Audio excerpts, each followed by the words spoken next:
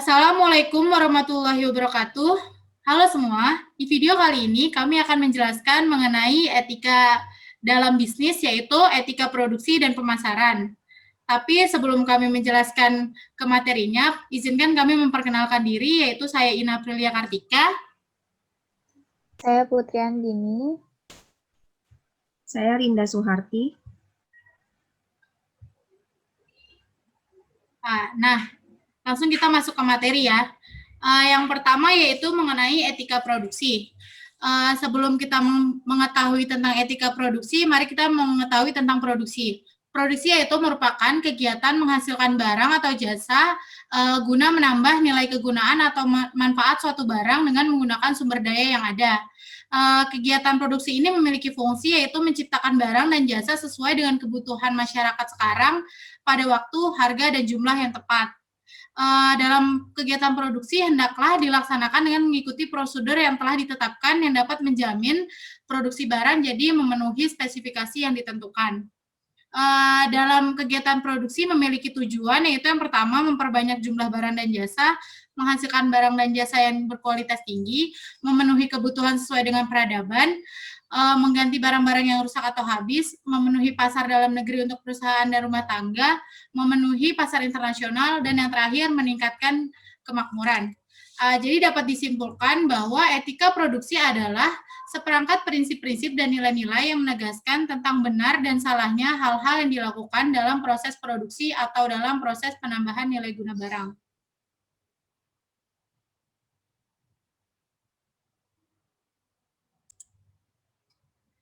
Selanjutnya yaitu pentingnya etika produksi.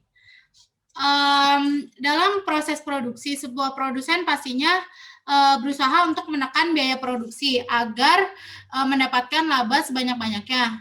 Nah, tapi dalam upaya produsen ini seringkali mereka melupakan etika produksi dalam melakukan kegiatan produksinya. Seringkali meninggalkan kepentingan konsumen, bahkan bisa mengancam keselamatan konsumen. Padahal di dalam kegiatan produksi, konsumen dan produsen itu harusnya bekerja sama. Tanpa konsumen, produsen tidak akan berdaya. Seharusnya produsen memberi perhatian dan menjaga konsumen sebagai tanda terima kasih telah memberi barang atau menggunakan jasa yang mereka tawarkan.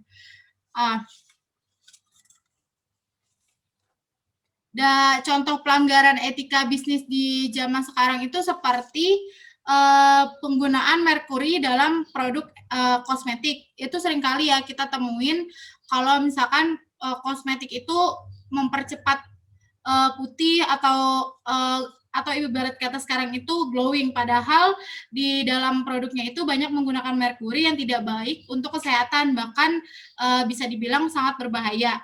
Dalam hal ini kenapa sih konsumen kok dirugikan?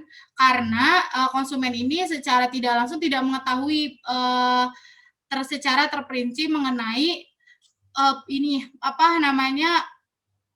produk tersebut. Jadi bagaimana dia diproduksi dan bagaimana dia didapatkan itu konsumen secara jelas tidak mengetahui. Padahal konsumen ini harusnya diberitahu mengenai detail produk tersebut. Secara praktis tentunya hal ini memerlukan perubahan dalam cara memproduksi, yakni dari cara produksi konvensional menjadi cara produksi dengan menggunakan sumber daya alam yang semakin sedikit, membakar energi semakin rendah, menggunakan ruang tempat lebih kecil, membuang limbah dan sampah lebih sedikit dengan hasil produk yang telah dikonsumsi masih bisa didaur ulang. Langkah-langkah tersebut ini tentunya perlu ditegakkan kode etik, tanggung jawab, dan akuntabilitas koperasi atau yang biasa kita dengar corporate responsibility and accountability yang diawasi ketat oleh perusahaan sendiri maupun masyarakat. Selain itu, hukum harus menjadi langkah pencegahan yang ketat bagi perilaku ekonomi.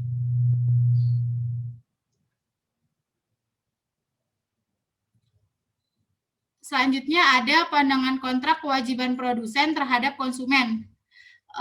Ini merupakan hubungan antara perusahaan dengan konsumen. Pada dasarnya merupakan hubungan kontraktual.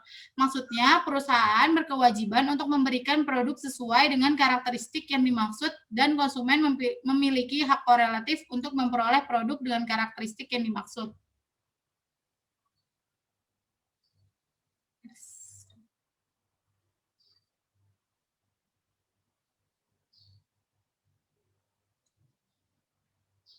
Nah, dalam hal ini ada 4 pandangan kontrak kewajiban produsen terhadap konsumen.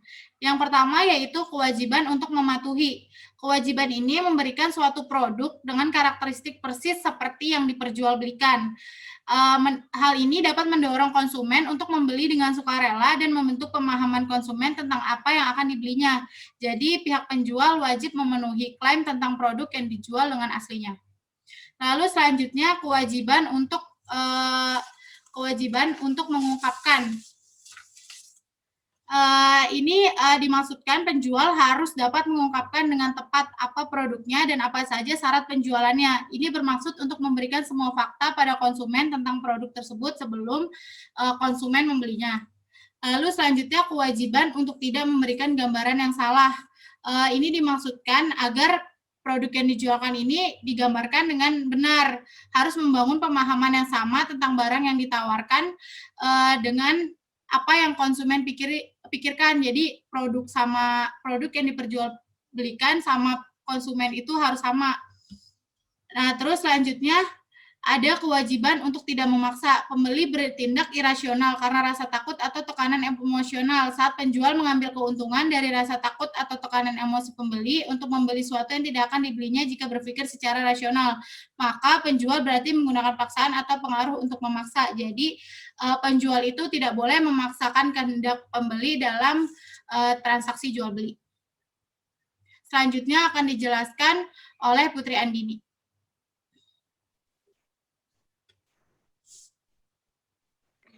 Oke, selanjutnya ada etika pemasaran.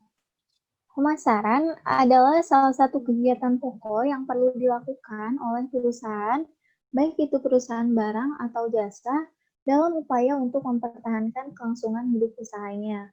Hal tersebut disebabkan karena pemasaran merupakan salah satu kegiatan perusahaan di mana secara langsung berhubungan dengan konsumen. Apalagi sekarang ini perkembangan teknologi informasi dan bisnis yang global membuat teknik-teknik pemasaran sudah bergeser dan berkembang dengan cepat. Pemasaran bisa dilakukan dari situs-situs, website internet, dan lainnya. Semua dapat dilakukan dengan cepat dan tanpa batasan wilayah dan waktu, sehingga persaingan produk dan jasa saat ini semakin ketat. Lalu persaingan pemasaran yang begitu ketat, kadangkala kita menemukan perusahaan yang melakukan pemasaran tanpa etika. Hal ini mungkin jangka pendek perusahaan akan mendapatkan laba, namun jika untuk jangka panjang akan mengalami kerugian karena masyarakat atau konsumen akan meninggalkan perusahaan yang melakukan kegiatan yang tidak etis tersebut. Etika pemasaran di sini mengenai aspek moral dari kegiatan pemasaran. Dalam kegiatan ini dinilai dengan pedoman apakah perbuatan yang dilakukan tersebut adalah sesuai dengan asas-asas menghormati manusia, adil atau tidak. Perusahaan dalam memasarkan produknya hendaknya taat pada perjanjian kontrak dan perundangan yang berlaku. Tanggung jawab sosial seorang manajer ini meliputi pengembangan program pemasaran seperti akan dipasarkan seperti apa dan bagaimana, meningkatkan kesadaran akan etika pemasaran seperti apa, dan penerimaan ide-ide untuk memasarkan produk yang cocok seperti apa, juga praktik-praktik sosial untuk pemasaran produknya.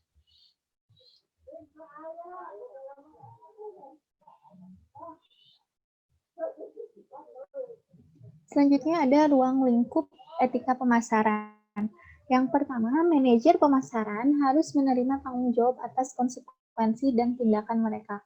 Karena pemasaran ini dilakukan oleh divisi pemasaran yang mana diketuai oleh manajer pemasaran, maka manajer pemasaran ini harus menerima tanggung jawab atas konsekuensi dan tindakan yang dilakukan terhadap atau ketika memasarkan produk, baik ke perusahaan ataupun pada konsumen. Lalu yang kedua, manajer pemasaran harus menahan diri dari sengaja merugikan. Misalkan sengaja untuk merugikan perusahaan dengan teknik-teknik pemasaran yang merugikan ataupun citra perusahaan dibuat jelek oleh manajer pemasaran. Lalu yang ketiga, manajer pemasaran harus melakukan segala upaya untuk memastikan bahwa pilihan dan tindakan mereka melayani kepentingan terbaik dari semua pelanggan, organisasi, dan masyarakat terkait. Jadi manajer pemasaran ini fokus pada pelayanan yang baik agar citra produk dan perusahaan semakin bagus. Selanjutnya akan dilanjutkan oleh Rinda Suharti.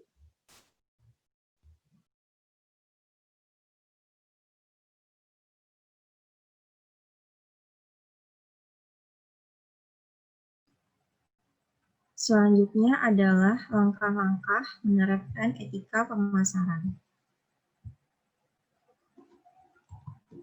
Dalam langkah-langkah ini terdapat 3 tahap proses guna memungkinkan perusahaan untuk menentukan karakter dan citra publik. Nah, 3 tahapan itu adalah yang pertama, etika dalam tahap perencanaan. Sumber utama dari konteks untuk rencana pemasaran adalah tujuan dan misi perusahaan. Misi perusahaan dapat dianggap sebagai definisi apa organisasi ini atau apa yang dilakukan oleh organisasi ini.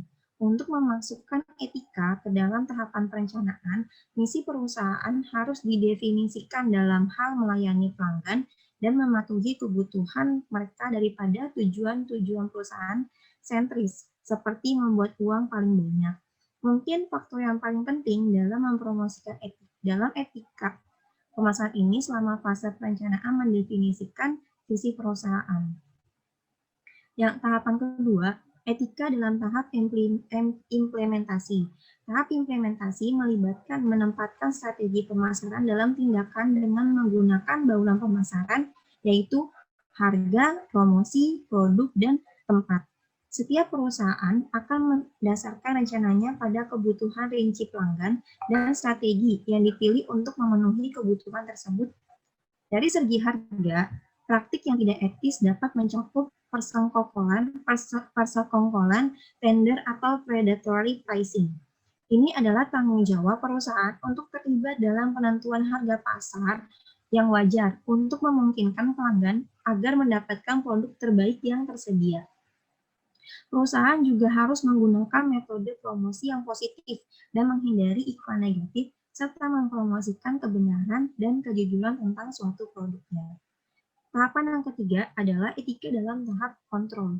Tahap akhir dari proses perencanaan pemasaran adalah untuk menetapkan target untuk memantau kemajuan. Tahap pengendalian perencanaan pemasaran melibatkan mengukur keberhasilan rencana melalui analisis tindakan kuantitatif seperti penjualan, pangsa pasar, dan biaya. Dengan demikian, penting untuk memasukkan kedua jumlah dan rentang waktu ke tujuan pemasaran dan ke dalam strategi yang sesuai.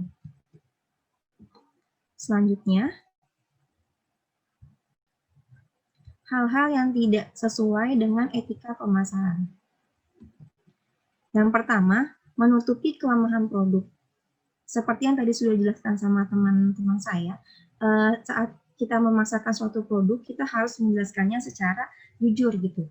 Kalau misalnya ada kelemahan, kita emang nggak secara gamblang menyampaikan kelemahan, tapi saat ada kecacatan atau kelemahan, setidaknya kita memberi informasi, sehingga para konsumen tidak merasa dirugikan. Yang kedua, melebih-lebihkan kemampuan produk. Gitu. Seperti yang tadi teman saya Ina jelaskan tentang kosmetik gitu. Kalau misalnya kita nggak boleh memasarkan suatu produk kita itu secara berlebih-lebihan gitu. Padahal kenyataannya kualitasnya produk kita itu tidak semampu itu. Hal ini juga akan merugikan para konsumen dan membuat para konsumen nggak percaya lagi sama kita.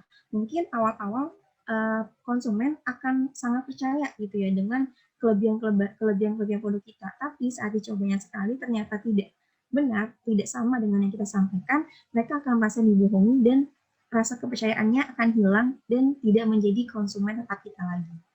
Yang ketiga, tidak menyampaikan informasi dengan benar. Ini mencakup tadi yang dua tadi ya, yang menutupi kelemahan produk dan melebih-lebihkan. Jadi saat kita melakukan pemasaran, kita benar-benar harus menyampaikan informasi tentang produk kita itu dengan benar, gitu. Dengan secara jelas, tidak menutup-nutupinya dan melebih-lebihkannya, tentunya dengan bahasa-bahasa gitu, yang akan menarik menarik para konsumen untuk membeli produk kita tanpa adanya kebohongan.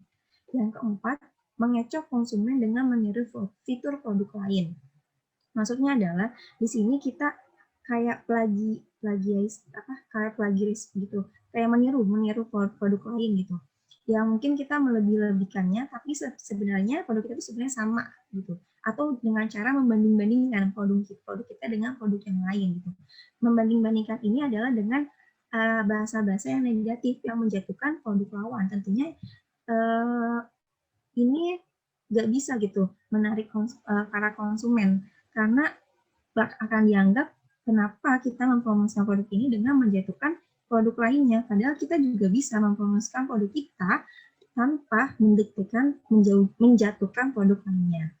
Nah, dari pelanggaran, ada contoh pelanggaran dari etika pemasaran. Jadi, waktu itu ada berita seperti ini. Jadi, ini yang bersangkutan adalah bintang iklannya dan untuk pemasarannya. Jadi, bintang iklan ini dia membintangi iklan kartu provider atau kartu handphone, salah satu kartu provider.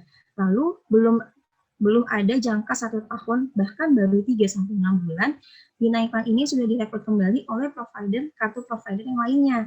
Nah, padahal kontraknya itu yang di provider pertama belum selesai dan iklannya pun masih ada. Lalu yang di provider kedua ini iklannya sudah ada gitu, dan saat diwawancarai pun bintang iklan ini secara langsung bahkan mengatakan bahwa provider yang sekarang dia bintangi itu lebih baik dari provider yang dulu dia bintangi. Itu termasuk melanggar etika pemasaran karena tidak sesuai kontrak dan juga menjatuhkan secara langsung produk lawan. Gitu. Baik, kesimpulan dari pemaparan materi kami adalah bahwa dalam melakukan pemasaran pun ada etika, yang mana dalam etika ini akan membantu perusahaan untuk memasarkan produknya dengan baik tanpa merugikan konsumen dan juga merugikan perusahaan, serta menimbulkan kepercayaan dari konsumen kepada perusahaan. Jadi, untuk kalian yang ingin memasarkan produknya, perhatikan etika-etika tersebut ya. Oke, sekian pemaparan materi dari kelompok kami. Semoga video ini dapat bermanfaat untuk kalian. Kurang lebihnya mohon maaf. Wassalamualaikum warahmatullahi wabarakatuh.